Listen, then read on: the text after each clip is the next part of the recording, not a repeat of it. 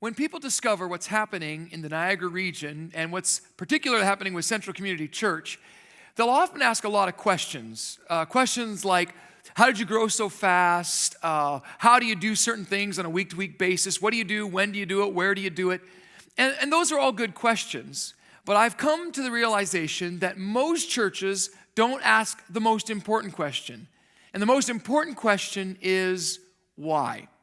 Now, for me, my why is rooted in a story that started long before I was even born. My mom has an amazing story, but she grew up in a home that was far from God. Didn't know God. Her parents were alcoholics. They were abusive. And when she was 8 years old, something happened that dramatically changed not only her life, but really the trajectory of our entire family. There was a little church in her community that believed that people mattered to God. That was their why. And because their why was so strong, they decided to invite the kids of their community to a vacation Bible school. Now, you may call it gimmicky, whatever you want, but at the end of this week, they offered a bicycle to whoever brought the most kids.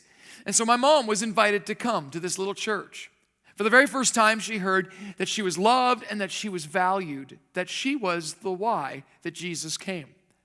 And as a result of that, she made a decision to follow Jesus. And she really wanted to win a bicycle because she'd never had one in her life. So she invited our entire family. And that began the journey. The truth is, I wouldn't even exist if it hadn't been for a little church that understood the importance of the question, why?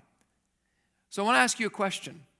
Do you know why you exist? 15 years ago, we came to Central Community Church. And at that time, it was kind of in a lot of flux. There was a lot of questions around what are we doing, how are we doing it? And the interesting thing about this question, why, is if you don't have a clear articulated why, lots of people can give you different opinions and ideas. And so we sat down with those people a lot of them were disillusioned, discouraged, frustrated. The church was dying.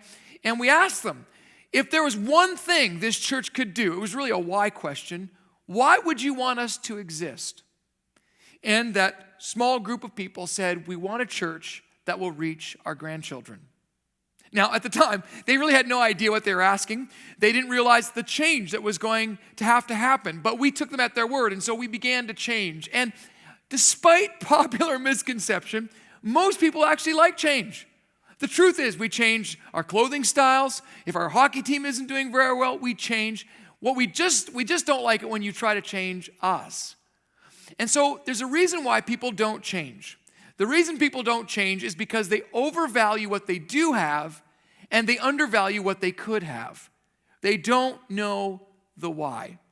So we began this journey over 15 years ago now of bringing change into the Niagara region, and we saw incredible results. And so I just really want to articulate to you 3 keys. Now, the interesting thing is that there is no magic formula. Okay? It's not like there's a certain group of people who have it figured out and others who don't. Like God has some secret code that you got to punch in and then this happens. No, the reality is it comes out of a deep passion and a vision anchored in this question, why? So for us, our growth first began with a clear articulation of why. Now, I want to talk to you about the difference between a real why and an idealized why. And there is a big difference. I go to a lot of churches and they'll have really clever slogans, mission statements, keywords written up all over their church. And they'll say, well, this is our why. But here's what I have learned. The real why, what really drives you is reflected in your behavior and it is revealed in your metrics. Here's what I mean. There are people who say, well, people really matter to God. But when people who do matter to God come into their context, they don't feel welcomed at all. So the real truth is your why is really reflected in your behavior. How do you act? And also revealed in your metrics. Now, I know people don't like metrics, they don't like measurables, but for us, this was critical in clearly articulating our why. So for us, it looks like this. We decided that we were going to reach people who were far from God. And so that meant changing a lot of things. It meant tackling a lot of what we would call sacred cows, things that didn't really foster or feed the true why. If we were going to be a church that really reached people who were far from God, it meant we had to change our behavior towards people who were far from God. It meant we had to change our style, our preferences. It meant we had to incorporate things that those who were far from God would be able to relate to. And then we had to measure the right things. So we began to measure. what kind of people are coming? Are those people getting saved? Are they making a difference? And it was rooted really in a clear articulation of why. And the best whys are couched in good stories. So almost every Sunday, as we gather at about 7:30 in the morning, we have volunteers, about 800 volunteers who work in our church family over the weekend. And we start with a question. Some of them show up at 6:30 a.m. And why would they do that? Because they understand this. We say almost every Sunday, this could be the Sunday. And what we mean by that is that this could be the Sunday that son who a mom has been praying for 30, 40, 50 years finally decides to come. This could be the Sunday that spouse who's been far from God and distant decides, okay, finally, I will come. This could be the Sunday that someone drives by and reads our marquee sign, something intrigues them, and they decide to walk into this place. This could be the Sunday that somebody's thinking about ending their life and they decide to come to church to give God one last shot. For us, that's all that matters. It's that why that drives us to get up early, to push for excellence, to strive to be a place where people can be welcome and invited. This is our why. So you not only need to know your why, you need to clearly articulate your why, and your congregation has to be able to clearly articulate it as well. The second thing we've learned is not only do you need to be able to articulate the why, you need to take some God-inspired risks. God-inspired risks. And so for us, it meant a lot of things. It meant changing the sound, the level. We actually increased the sound level. We took risks by doing things like taking the cross off of our platform. Now, I'm not saying you should do that. I'm just saying for us, it meant that we needed to create a space that reflected what we were trying to accomplish. It was rooted in our why. We covered the stained glass windows. We took the hymn books out. We added lights, intelligent lights, and haze. It's not about those things, but the why informed. It was revealed in our behavior, and it was reflected in our metrics. And so we began to champion the reality that people are coming in, and we need to meet them where they are at. I can remember in those early years especially, as people would push back, they would go, it's too loud or whatever complaints you hear every week, we heard them too. And whenever that would happen, I would always stop them and say, yeah, but look around. What do you see? And they'd always go, what do you mean? I said, just look around. What do you see? And they would look around, they would see people. And I'd say, what kind of people? Young people? And I'd say, exactly. Remember, when we came, our why was to be a church that would reach your grandchildren. And look, they're here in church. And so we began to push the envelope. I can remember one Sunday, or one Good Friday, we decided that we were going to do something that we'd never done before. As I was praying, I really felt, I don't know why God works this way in me, but he just speaks to me in numbers. And so that we, up to this point, had only really seen 3 to 5 people baptized at any one time. And I just realized that there were many new people who were coming to faith, and many of them had not been baptized. And so I just felt like God challenging me to see a mass baptism. Now, I know you're supposed to do it on Easter. We did it on Good Friday. I know there's all kinds of protocol on how you're supposed to do it, but I just knew that this was going to be a calculated risk, a God-inspired risk. And so I was pushing for 50 people to be baptized, which was 10 times the number of our highest baptism count to that point. And as the date approached, I can remember there was about 37 people. And my team was trying to encourage me. They were like, it's okay, it's good. 37, that's a lot more. But I just knew that there was more. And I can tell you on that Good Friday, on that day, 75 people signed up to be baptized. And then we did something we'd never done before. I had no idea how it was going to go. But I said, if there's anyone here who feels like they need to be baptized, now is your time.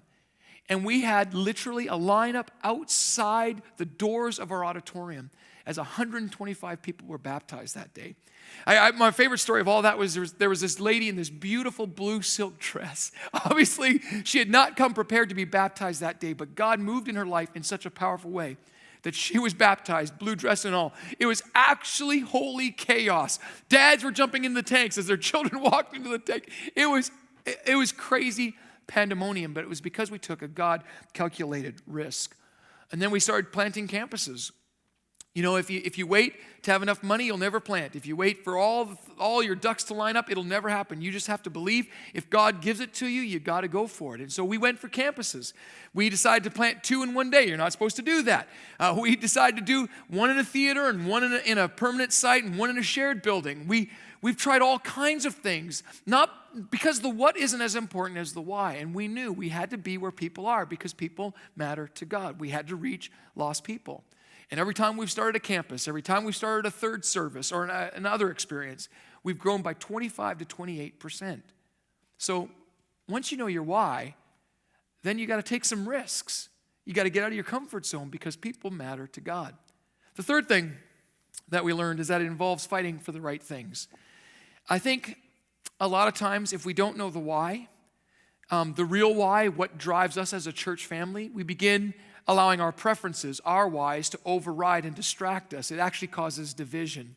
And we start fighting for the wrong things. So you just need to know that at Central Community Church, we've just decided we're going to fight for people who are far from God. That's what we're going to do. And yes, it means that some people aren't going to understand it. Yes, we get accused of all kinds of wonderful things like you do. But for us, it's so rooted in the why that we will do whatever it takes to see people come to know Him. And so I could tell you story after story. Stories like my good friend Peter, who's in his 70s now, was hardened by God. When he was a child, he was abused by the church. And so didn't want to have anything to do with church. But his granddaughter started coming to our church. And she was so fired up that she would actually wake her parents up on Saturday sometimes and say, is it time for church? And they'd say, no, it's tomorrow. But one Sunday, her mom couldn't take her. And she was so devastated, she begged her mom to ask her dad, her grandpa, if he would bring her. And Peter came for the very first time to our church family. He said, the moment I walked in, something was different. I felt welcome. I felt invited. Peter made a decision, and he's a part of my life group now. He got baptized. He's gone through next steps and starting point, and he's on this amazing journey. Even just this morning in our guys group, as everyone left, he just turned to each one of them and said, I love you. I love you. God has radically changed his life. I could tell you the story of Adina in our downtown campus, who through a series of really difficult events had been separated from her family and her kids had been taken away by social services. She came to us completely broken, out of every option. And yet on an Easter in a downtown experience, she came to know Christ. And through the love of that family, she's been reunited with her kids because they were allowed to come and meet her in that place because the church was a safe place. I could tell you about our Niagara Falls campus and how a woman who came to that campus reached out to a friend of hers, actually a person that she'd never met, but God told her to speak to this person. And this girl had been living in a lifestyle that you and I would never wish on any of our daughters, but through an experience and encounter came to know Christ, and her entire family was saved. I could tell you a story about Red Frogs, our university ministry, where one day when they go into places that you and I wouldn't think of, they go into raves and into condom parties, and they set up hydration stations and just let kids know, young adults know that there's a God who loves them. And they found this girl, and this girl was so convinced that she was going to pass out and get herself in a situation that was bad that she actually wrote, if found, please call. It was a cry out on her arm, written in pen. And because we were able to intercept her with the love of Christ, she was rescued that night and taken back to her dorm safely. And these things wouldn't happen if we didn't know why we do it, and if it wasn't rooted in a bigger vision than us, and we didn't take God-inspired risks, and we didn't fight for the right things. Let me tell you, it's not easy. Every week I get some pushback, some complaint. But what keeps me going, what keeps me motivated is there's still someone. Right now for me, the motivating cry, the war cry, if you will, is that there's a kid in Waynfleet waiting for us to come. And if we don't go, who will go? You see, when you know the why, then the what, the when, the where, the how, it'll take care of itself. So I want to just encourage you. Do you know the why? Do you know why you exist as a church?